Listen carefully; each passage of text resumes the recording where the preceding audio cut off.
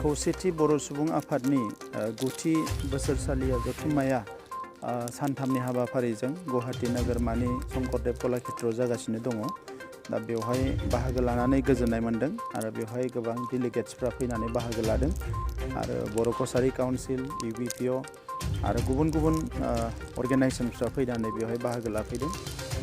बर' हारिनि जौगानायनि जि जारिमिन, बर' हारिनि सोमावसारनायनि जि जारिमिन, बेवहाय गोबां आफादफोरनि गोबां कन्ट्रिबिउसन दङ।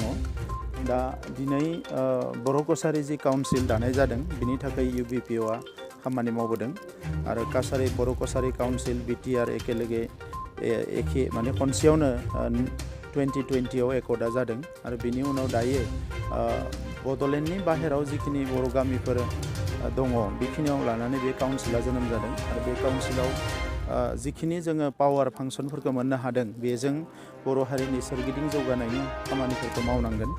दा बेनि थाखायनो जोङो बयबो खौसेयै जोङो साननांगोन आरो मावनांगोन। बर' हारिया थांनाय 40 बोसोराव गोबां रोखोमनि सोमावसारबोदों, बायदिसिना थासारिजों मोगा मोगि जादों, गोबां सुबुङा मुंख्लंबो जादों। दा दिनै बे गासैबो थासारिखौ बुजिनानै नैबे समाव हारि दानायनि मोनसे एजेन्डाखौ जोङो लानानै थांनांगोन।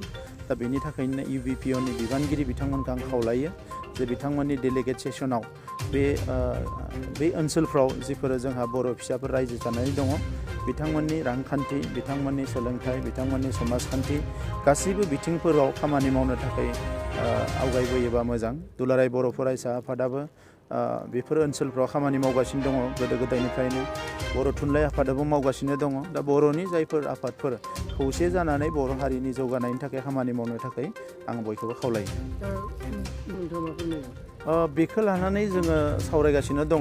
जोंनियाव बेबायदि जेबो दाबो जोङो पलिसि जों लायाखै, बिथांमोना बुंनाय बाथ्रा। नाथाय बड'लेण्ड गभर्नमेन्टनिफ्राय जे जोङो बाहेरनिया मोननाय नङा, सिंनिया बाहेरायाव मोननाय नङा, बेबायदि जेबो जों लायाखै। खोथाया जाहैबाय मा जे बर' बिजोङाव जेबो उसुबिदा गैया, नाथाय गुबुन बिजोंफ्रावबो जेला जेनेरेलाइज खालामनानै होयो, माखासे ओनसोलनि मानसिफ्रा कम्पिट खालामनो हाया। दा नंखायनो जों जोबोद कसियासलि बेखौ नायनांगोन, बोरै खालामोबा जोंनि मानसिया लाब जागोन जाया, बेखौ नायै नायैसो जों आवगायनांगोन। दा नंखायनो जिफोर जेनेरेलाइज पलिसि आसामनि, बेजों जोङो साननानै जोङो हानाय नङा, मानोना दाबो जोङो एसे फावसायनानै दङ। ओंखायनो बेखौ जोङो गोबां जिनिसखौ कम्पेयार खालामजाया। दा दिनैनि समाव जोंनि इडुकेसन पलिसिया जोबोद स्ट्रं, जों बेखौ लानानै आवगायगासिनो दङ।